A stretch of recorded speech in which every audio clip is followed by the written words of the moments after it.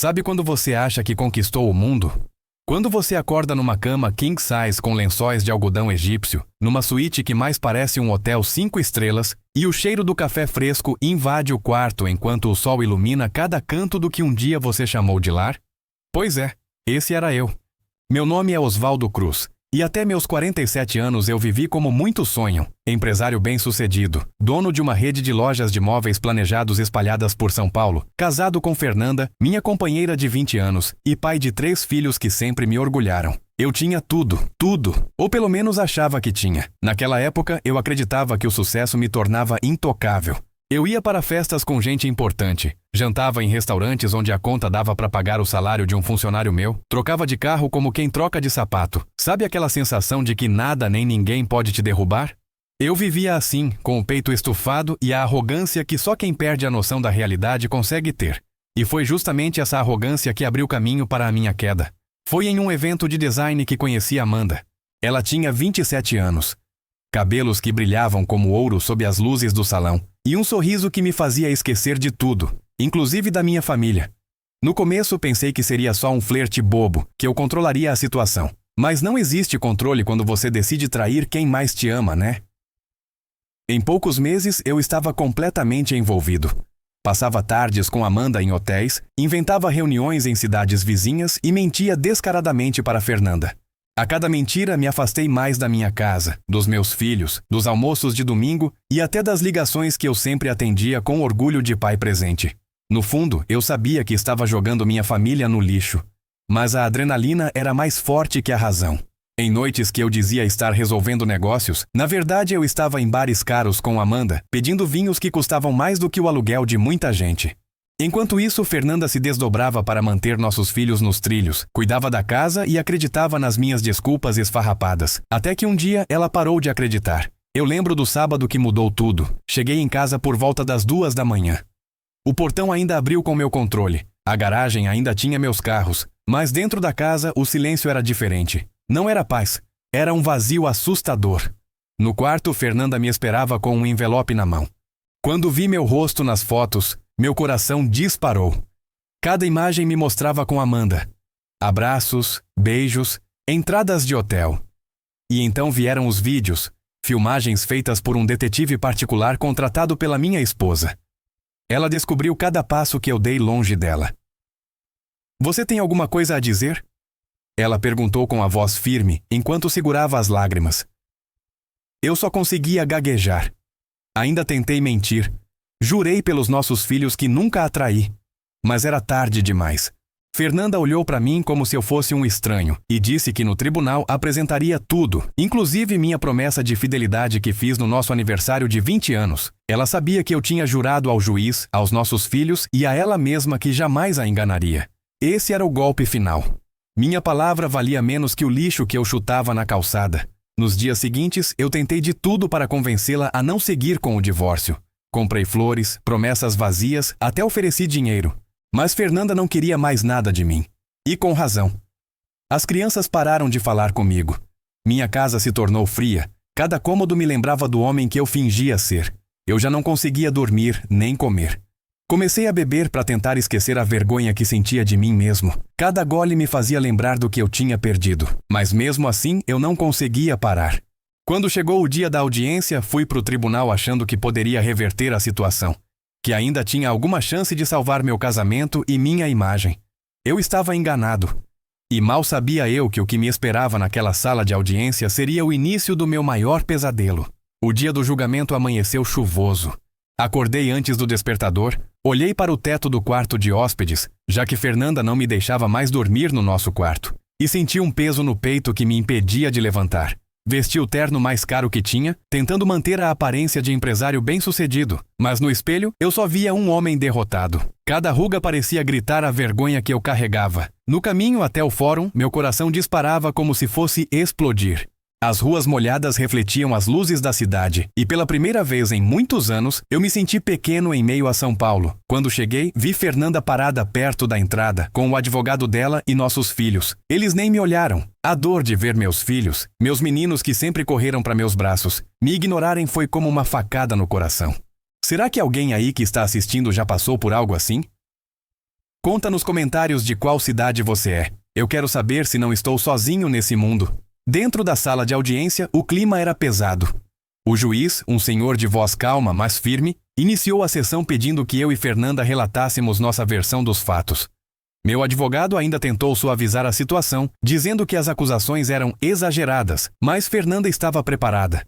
Ela pediu permissão ao juiz e, com a mão firme, entregou o pendrive com os vídeos do meu adultério. Foi nesse momento que senti meu rosto pegar fogo de vergonha. O juiz colocou os vídeos no monitor e todos puderam ver. Eu e Amanda em cada abraço, em cada beijo, em cada risada que eu devia ter compartilhado com minha família. As imagens passavam devagar, como se o tempo quisesse me torturar. Olhei para meus filhos e vi o mais velho, de 17 anos, abaixar a cabeça e tapar os ouvidos, enquanto o mais novo chorava baixinho.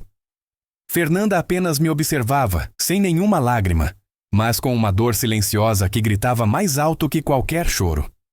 O juiz parou o vídeo, respirou fundo e me fitou com um olhar que eu nunca vou esquecer. Com a voz carregada de decepção, ele perguntou: Senhor Osvaldo, o senhor ainda mantém a palavra que jurou por seus filhos, de que jamais traiu sua esposa? Naquele segundo, eu soube que qualquer resposta minha soaria ridícula. Eu apenas abaixei a cabeça, sem coragem de encarar ninguém. O juiz continuou: Mentir em juízo, principalmente quando se coloca os próprios filhos como escudo, é uma das atitudes mais covardes que já vi em meus anos de magistrado.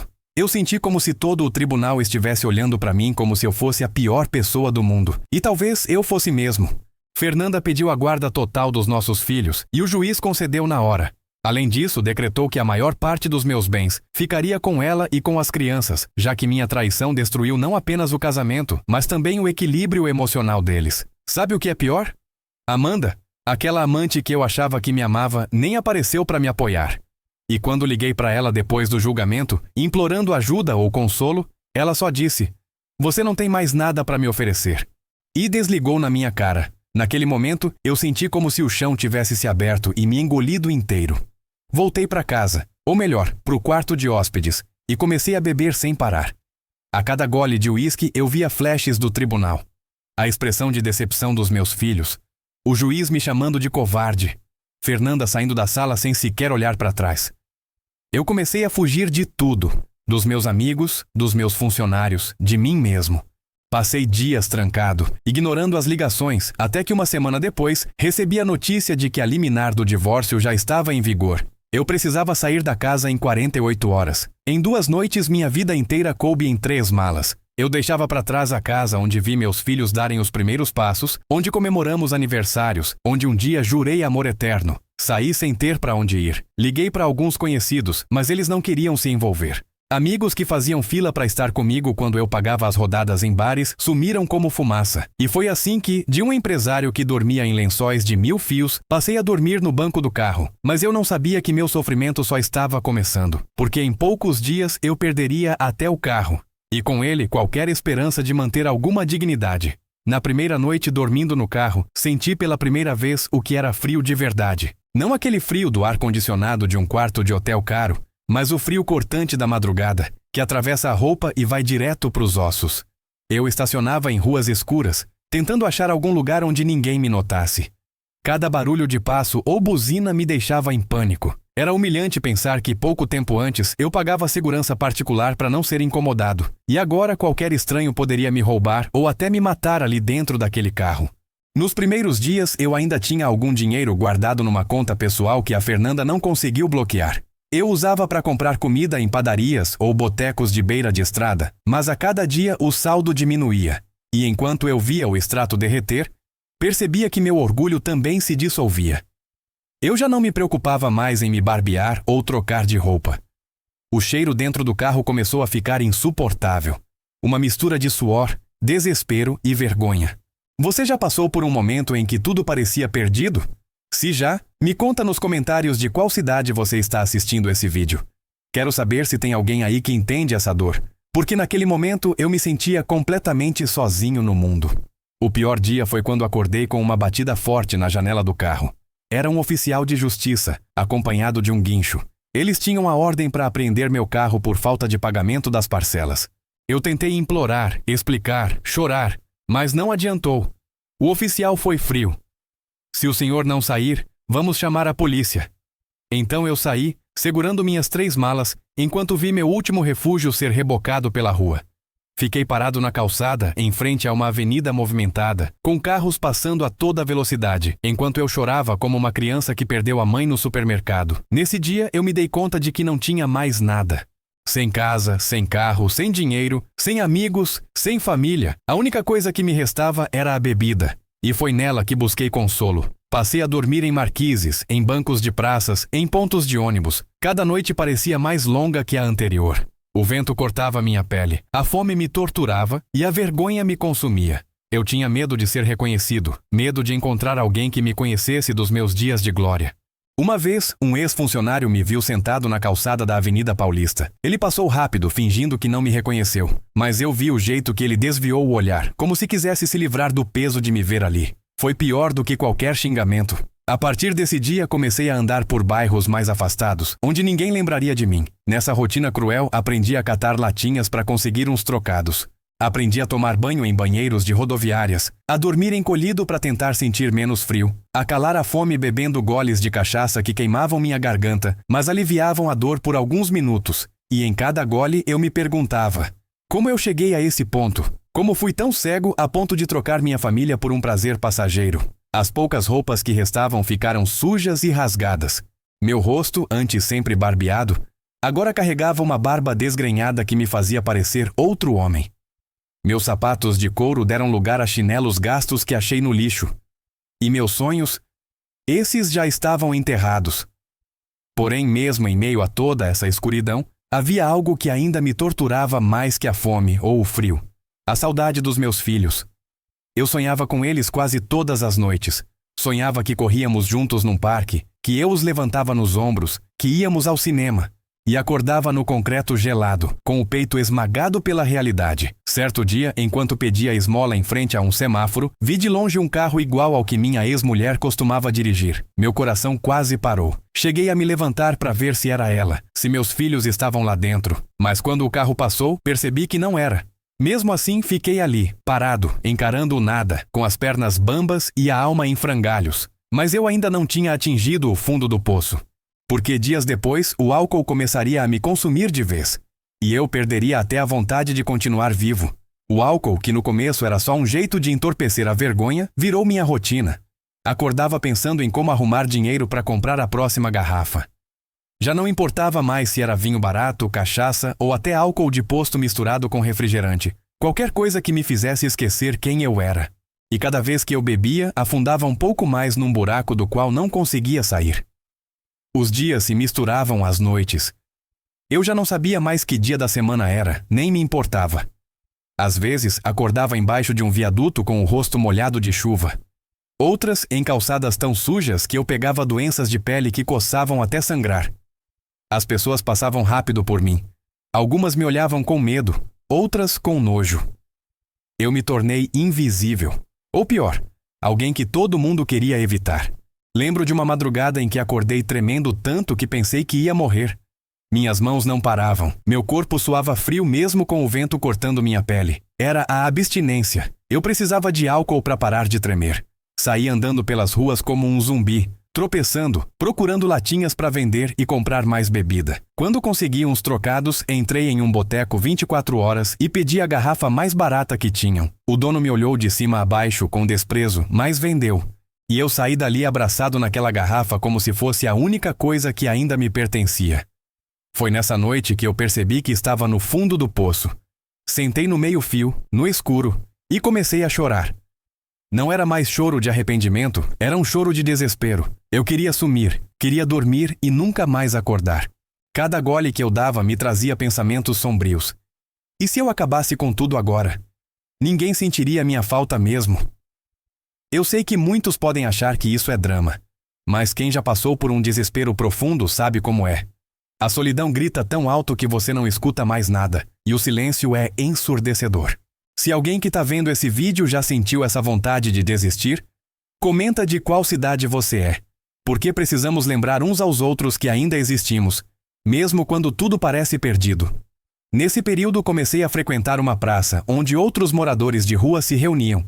Ali descobri histórias tão ou mais tristes que a minha. Tinha um rapaz que perdeu tudo em um incêndio e não tinha mais família. Um senhor que foi abandonado pelos filhos depois de ser demitido. Uma mulher que fugiu de um marido violento e acabou morando na rua. Era um grupo de pessoas invisíveis, mas que se ajudavam como podiam. Essas pessoas se tornaram minha nova família. Dividíamos restos de comida que achávamos em lixeiras de restaurantes, compartilhávamos cigarros velhos, cuidávamos uns dos outros quando alguém ficava doente. Mas também era nesse grupo que vi o lado mais cruel da rua. Gente morrendo de frio, overdose, brigas violentas por um pedaço de papelão mais protegido da chuva. Uma vez vi um amigo que fiz ali, o Tonhão, ser espancado até quase morrer por outros 2 moradores de rua. Eles queriam roubar os R$ 5 que ele tinha conseguido pedindo esmola o dia todo. Quando tentei ajudar, fui ameaçado com uma faca. A partir desse dia, passei a ter ainda mais medo das noites. Dormir virou um ato de coragem. Eu comecei a me questionar onde estava Deus. Em todos os cultos e missas que frequentei na minha vida, ouvi que Ele cuidava de nós, que nada nos faltaria. Mas ali, deitado no concreto gelado, eu só sentia abandono. Será que Ele realmente estava ouvindo minhas orações? Ou eu mesmo tinha me colocado tão longe que nem ele conseguia me alcançar? Cada dia que passava, eu ficava mais fraco. A bebida já não anestesiava mais como antes, só me deixava mais doente. Minhas pernas inchavam. Minha cabeça doía tanto que eu vomitava sangue às vezes. Meus dentes começaram a cair, minha pele ficava amarelada. Eu sabia que estava morrendo aos poucos. E o mais triste era que eu não me importava mais. Mas um encontro inesperado ainda estava por acontecer. Alguém que me reconheceu e reacendeu uma centelha que eu nem sabia que ainda existia em mim. Foi numa manhã cinzenta, como tantas outras, que algo diferente aconteceu. Eu estava sentado em frente a uma padaria, tentando me aquecer com um copo de café que um senhor bondoso tinha me dado. Meus olhos ardiam de cansaço. Minha barba já estava tão grande e embaraçada que eu parecia um mendigo de filme. Enquanto eu observava as pessoas entrando e saindo do lugar, notei uma mulher parada me encarando. Seu rosto não me era estranho, mas demorou alguns segundos até minha mente, entorpecida pelo álcool, reconhecer quem era. Mariana, minha antiga secretária. Mariana trabalhou comigo por quase 10 anos. Ela cuidava das agendas, contratos, viagens. Eu confiava nela mais do que em muitos gerentes. Nos primeiros anos, ela até era próxima da minha família. Mas, quando comecei a me afastar por causa do caso com Amanda, fui deixando de falar com Mariana também. Naquele momento, ao vê-la parada na minha frente, senti vergonha como nunca havia sentido antes. Quis sumir, me enterrar embaixo da calçada. "Seu Osvaldo?" Ela perguntou com a voz trêmula. Eu tentei responder, mas minha garganta estava seca. Minha voz saiu rouca e fraca. "Mariana." Ela começou a chorar. E eu também. Ficamos assim, nos encarando em meio à calçada, enquanto as pessoas passavam sem prestar atenção naquela cena de reencontro entre 2 fantasmas do passado.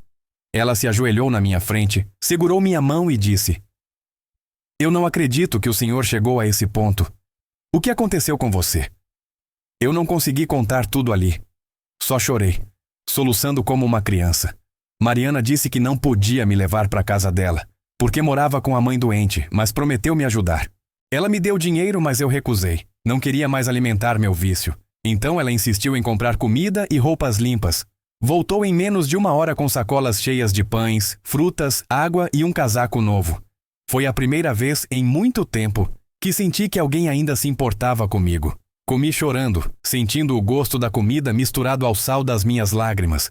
A cada mordida lembrava dos almoços de domingo com minha família, do cheiro do arroz fresquinho feito pela Fernanda, das risadas dos meus filhos na mesa. Meu estômago doía, mas meu coração doía mais ainda.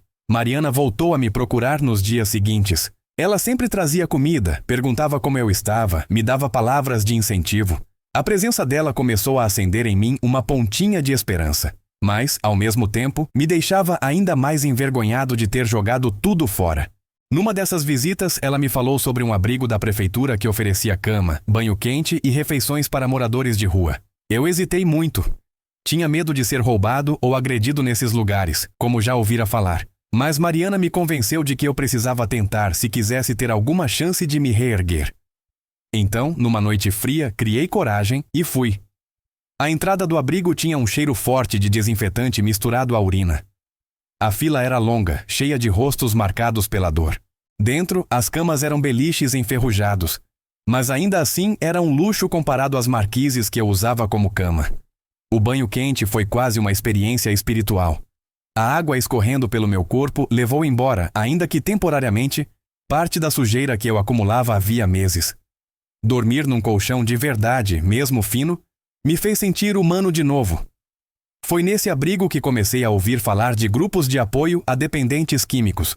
Gente que, como eu, tinha perdido tudo para o álcool e estava tentando retomar a vida. A ideia de largar a bebida me parecia impossível, mas ouvir as histórias de quem estava há semanas, meses ou até anos sem beber acendeu uma faísca de "e se" dentro de mim. Mas junto com essa esperança vieram pesadelos terríveis. À noite sonhava que estava no tribunal de novo, sendo humilhado, vendo meus filhos me virarem as costas.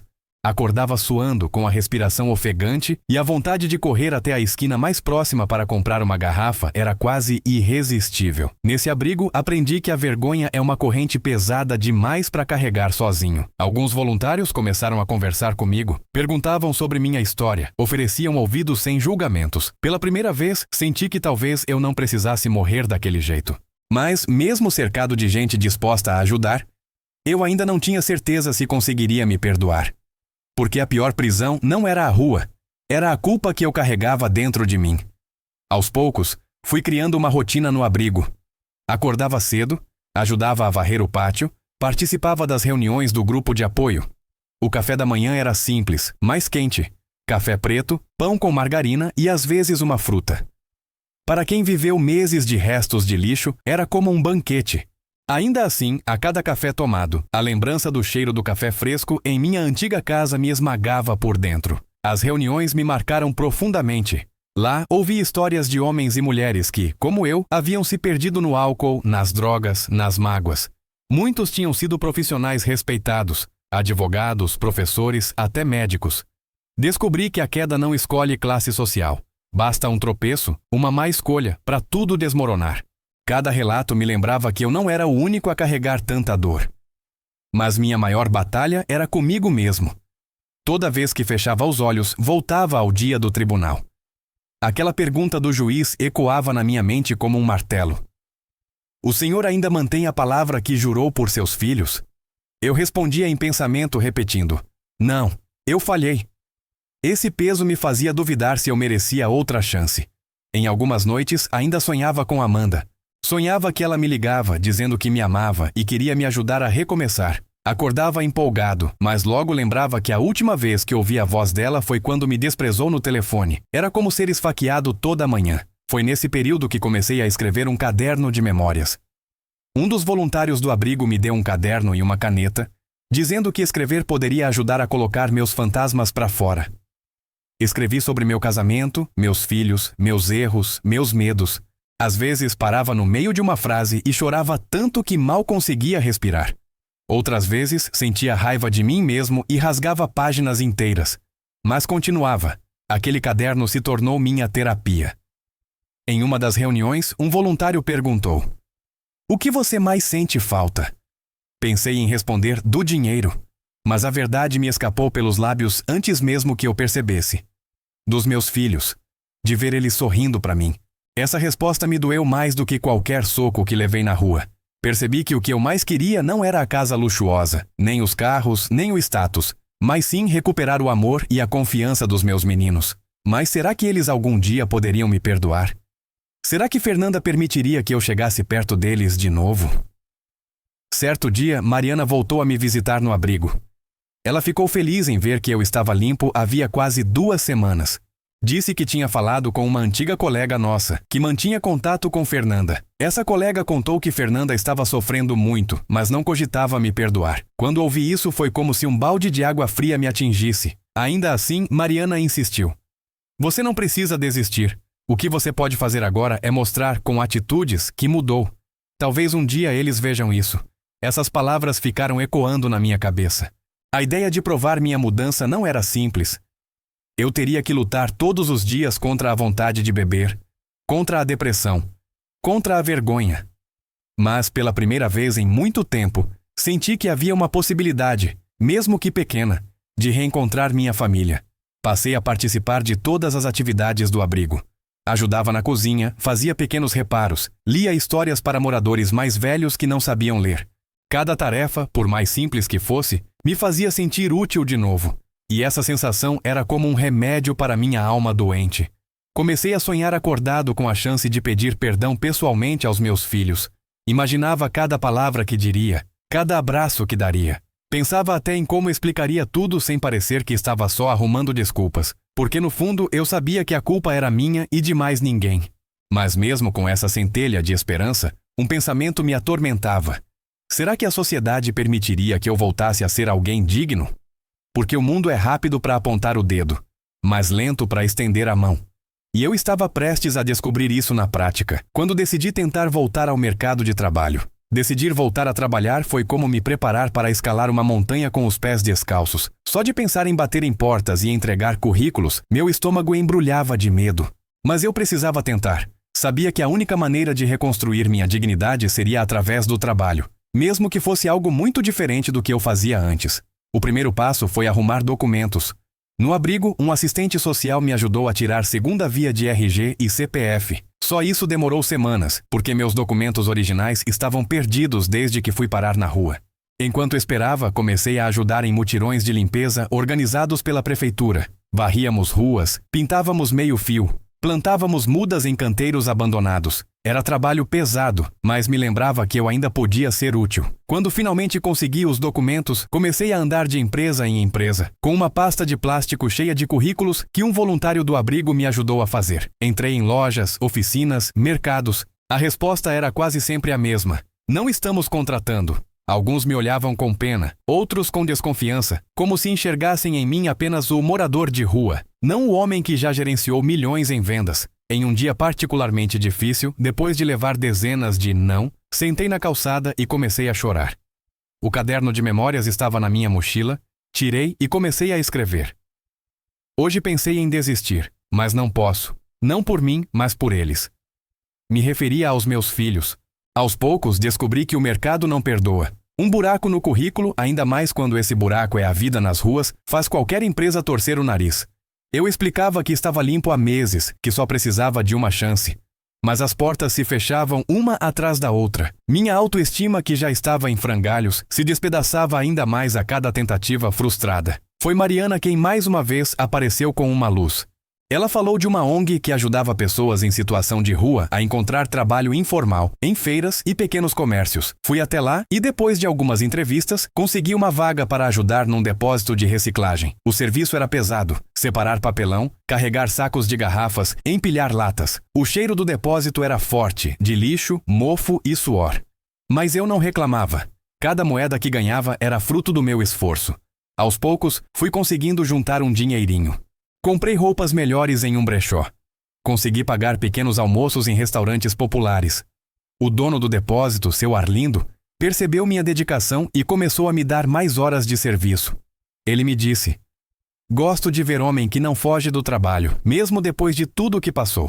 Isso é coragem." Essas palavras me marcaram, porque fazia tanto tempo que eu não ouvia alguém reconhecer algo bom em mim, que aquilo reacendeu minha vontade de continuar. Passei a chegar mais cedo, fazer tudo com capricho, ajudar os colegas que também estavam tentando se reerguer. Alguns tinham histórias tão tristes quanto a minha e nos apoiávamos mutuamente. Numa tarde, depois de terminar o serviço, sentei com seu Arlindo e contei toda a minha história. Falei do meu passado como empresário, do adultério, do divórcio, da vida na rua. Ele me ouviu em silêncio e disse: "Osvaldo, todo homem pode errar. O que separa o homem que vai para frente do que fica no buraco é reconhecer o erro e querer mudar." Saí daquele dia mais determinado do que nunca a provar que eu não era só o erro que cometi. Mas, por mais que estivesse reconstruindo minha rotina, a saudade dos meus filhos e a incerteza sobre o futuro continuavam me consumindo. Cada noite ainda era um desafio, sonhos ruins, lembranças dolorosas, medo de que tudo desmoronasse de novo. Comecei a frequentar uma igreja próxima ao abrigo. Não por obrigação, mas porque queria sentir que havia algo maior do que eu. Algo que pudesse me dar força nos dias em que eu só queria sumir. O pastor falava em perdão, recomeço, fé. E por mais que eu me sentisse pequeno, aquelas palavras encontravam espaço no meu coração. Foi então que tomei uma decisão que mudaria tudo. Escrever uma carta para minha ex-esposa e meus filhos, contando tudo o que vivi e pedindo, não perdão imediato, mas apenas a chance de um dia reencontrá-los para mostrar quem eu estava tentando ser. Sentei em um banco do abrigo, com o caderno de memórias no colo, e comecei a escrever a carta mais difícil da minha vida. Cada palavra saía entre lágrimas e soluços. Eu contei tudo: minha arrogância, a traição, a mentira no tribunal, os dias dormindo na rua, a humilhação de pedir esmola, a dor de ver a dignidade escorrer pelos dedos. Contei também sobre Mariana, sobre o abrigo, o grupo de apoio, o trabalho no depósito e minha luta diária contra o álcool. Escrevi sem pedir perdão de imediato, porque sentia que não merecia. Só pedi uma chance de um dia conversar, olhar nos olhos dos meus filhos e dizer que eu estava tentando mudar. Pedi que soubessem que eu nunca deixei de amá-los, mesmo quando agi como quem não se importa. E acima de tudo, pedi que não repetissem meus erros, que soubessem que o orgulho e a mentira destroem tudo. Mariana entregou a carta em mãos para a colega que mantinha contato com Fernanda. Depois disso, esperei. Cada dia parecia uma eternidade. Cada vez que o celular do abrigo tocava, eu pulava achando que poderia ser minha família. Mas os dias viraram semanas e nada. Cheguei a pensar em desistir, mas seu Arlindo me lembrou. As feridas que você fez foram profundas. Vai levar tempo para cicatrizarem, mas você está fazendo a sua parte. Continuei trabalhando no depósito e escrevendo no meu caderno. Alguns textos viraram pequenos discursos que comecei a compartilhar no grupo de apoio. Descobri que minha história ajudava outros a refletirem sobre suas próprias escolhas. Alguns disseram que decidiram procurar ajuda depois de me ouvir. Isso me fez perceber que minha dor não precisava ser em vão. Que talvez minha queda pudesse servir de alerta para outros. Certo dia, voltando do trabalho, recebi uma ligação do telefone do abrigo. Era Fernanda. A voz dela estava fria, mas serena. Ela disse que recebeu a carta, leu com os meninos e que precisava de tempo para pensar. Disse também que se eu realmente quisesse provar minha mudança, continuasse firme no tratamento e no trabalho. Aquele foi o primeiro contato em meses. Desliguei chorando, mas dessa vez não era um choro de derrota. Era um choro de alívio, de esperança. Depois dessa ligação, senti como se tivesse ganho uma segunda chance de vida. Redobrei meu esforço no trabalho e no grupo de apoio. Passei a anotar todos os meus dias, como se estivesse montando um diário de recomeço. Cada conquista, como conseguir um sábado sem pensar em beber, virava uma vitória anotada no caderno. Com o tempo, comecei a juntar um pouco mais de dinheiro e aluguei um quartinho simples, numa pensão perto do trabalho. Não era um lar, mas era um teto, um lugar só meu. Dormir numa cama que eu pagava com meu suor foi um dos momentos mais emocionantes da minha vida. Sentir que eu podia trancar a porta e ter meu espaço me devolveu uma dignidade que eu nem lembrava mais como era. Continuei frequentando a igreja. Fiz amizade com pessoas que me encorajavam a seguir firme, mesmo quando as recaídas rondavam meus pensamentos. Em cada culto, orava pelos meus filhos, pedindo apenas a oportunidade de olhar em seus olhos de novo. Sei que não posso apagar o passado. Sei que nada do que eu fizer vai devolver os anos que perdi. Mas aprendi que podemos escolher quem vamos ser daqui para frente. Aprendi que a verdade é dura, mas a mentira destrói. Aprendi que o orgulho cega e que pedir ajuda não é sinal de fraqueza, mas de coragem. Se você chegou até aqui, quero te pedir uma coisa. Me conta nos comentários de qual cidade você está assistindo essa história. Quero saber onde minhas palavras estão chegando. E se você também errou um dia, saiba que não está sozinho. Se puder, compartilhe esse vídeo para que mais pessoas entendam que sempre há chance de recomeçar, mesmo que tudo pareça perdido. E se quiser ouvir mais histórias como a minha, se inscreve no canal. Aqui, cada relato é real, cada desabafo é de coração. Porque a vida, meus amigos, é cheia de altos e baixos, mas o mais importante é nunca desistir de tentar ser alguém melhor. Obrigado por me ouvir até o fim. Que minha dor sirva de lição. Valorize quem você ama porque um erro pode custar tudo. E às vezes tudo que sobra é a saudade e a esperança de um dia ser perdoado.